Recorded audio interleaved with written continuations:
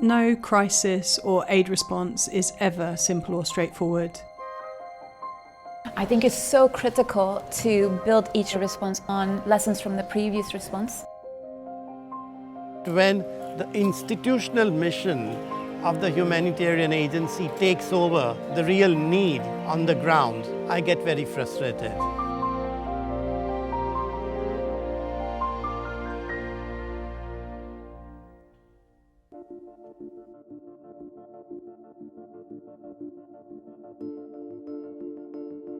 The thing I love most about my job leading ALNAP is that we get to bring together humanitarians from across the world as part of this global learning network to discuss current crises and to work together to improve future responses. We want to explore what the future of humanitarian aid looks like, what we can learn from different crises together, and how ALNAP can help the sector chart a way forward. It's a journey that started for ALNAP in the 1990s when it was set up to address failings in the humanitarian response to the genocide in Rwanda.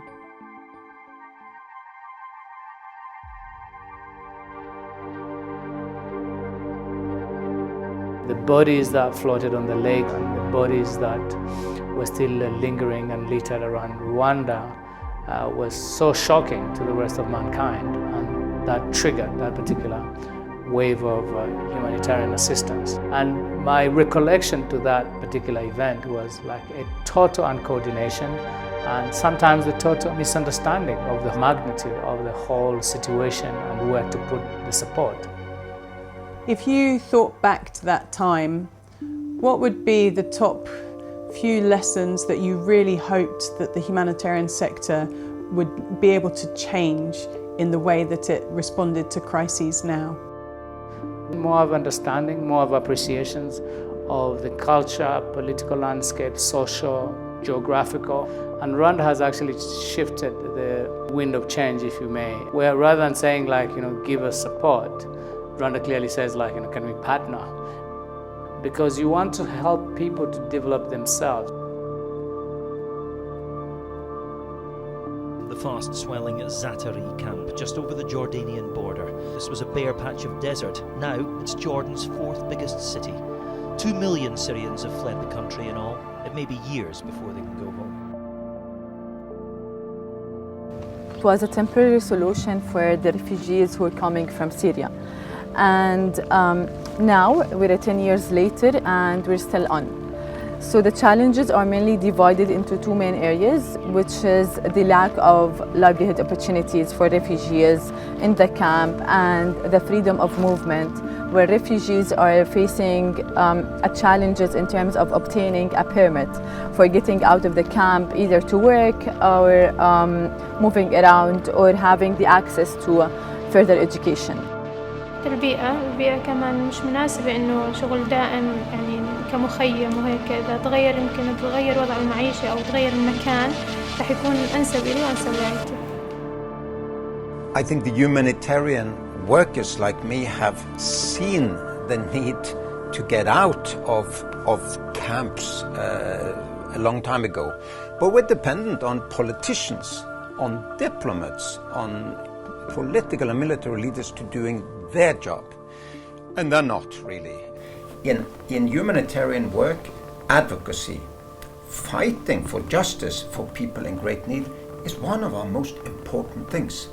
We have to become better at what we do, and only learning from past lessons, past mistakes and successes will make us even better in the future for people who need us desperately here and now as well as in the future.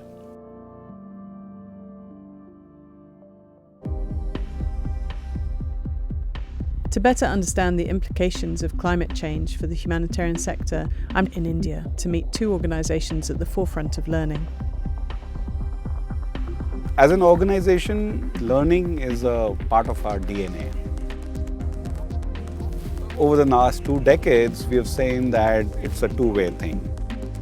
Perhaps we have unlearned a lot and the communities have taught us a lot.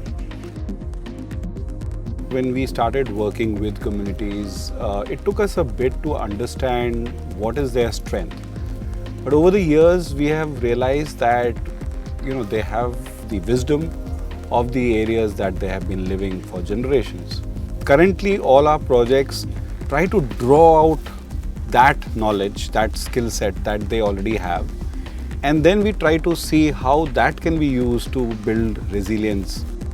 And working on wetlands has taught us that it's not just about water, it's about the entire ecosystem and how it can sustain populations, communities, and can make them resilient.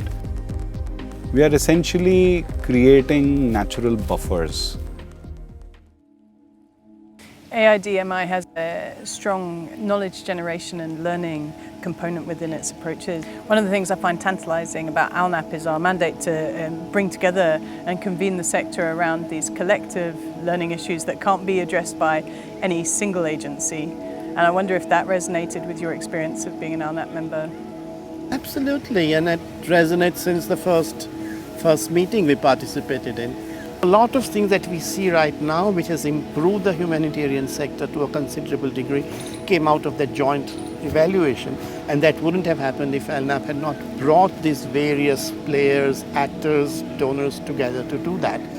Being here in India this week, the issue of climate change has been coming up in almost every conversation we've had around floods, heat waves, sea level rise, but also the pace of evolution of crisis type seems quite stark, and I wonder what your feelings are about the implications of that for the speed and urgency of learning processes within this context. The systems that we are setting up are for today, but not for tomorrow, which is going to be even more crisis. So how are we going to not only catch up, but actually make a difference? And that's a huge piece of work, both in terms of learning, writing, doing, researching, that the new humanitarians need to do. The last stop on our journey, the DEC, who play an important role supporting their members to respond to emergencies. One of the things we realised with the Kosovo response is that even though there are so many clear comparisons to the Ukraine crisis, and because it was 20 years ago, a lot of that learning will have been lost to the humanitarian sector. And so we did some work, obviously, on an old DEC evaluation of the Kosovo response to try and sift out that learning and its relevance to Ukraine and bring it back into the conversation of the sector. But I was wondering, how useful was that, and did it resonate with the response that you're currently involved in? I can't begin to tell you how useful that was. At the start of the Ukraine crisis, we were getting quite a lot of pressure we were raising quite a lot of funding, and sometimes people want a quick solution to a wicked problem. And for us, it was saying the response requires longer-term commitment and support. The people that need food, water today will need that rebuilding, reconstruction support 3 years on, 5 years on. We have been telling our stakeholders that we need to do good needs assessments, consult with communities and kind of key stakeholders, and deliver good programming. And then comes the Kosovo paper, and it was like brilliant, because it's not us saying it. We've got the evidence base, that third-party review. The key challenge now is how to enable humanitarians and humanitarian organisations to be able to use that That's learning. right. You got the recommendations, putting that into practice, creating that enabling environment. The funding needs to be there, the leadership support needs to be there. I think, yeah, that is a frustration. And if you crack that, we've got it.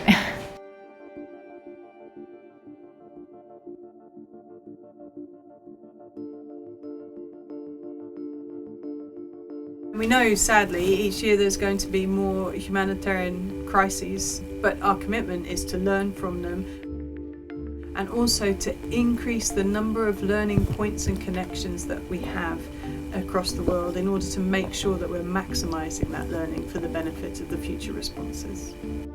We have a generation now entering into humanitarian work that is better educated, has better technology, they have more resources, they have better organizations.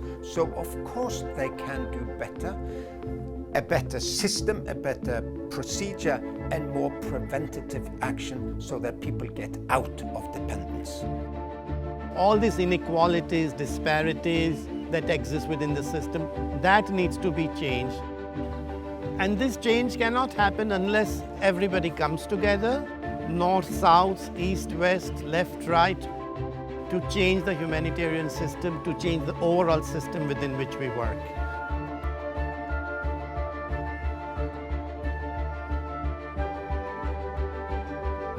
Find out more at www.alnap.org.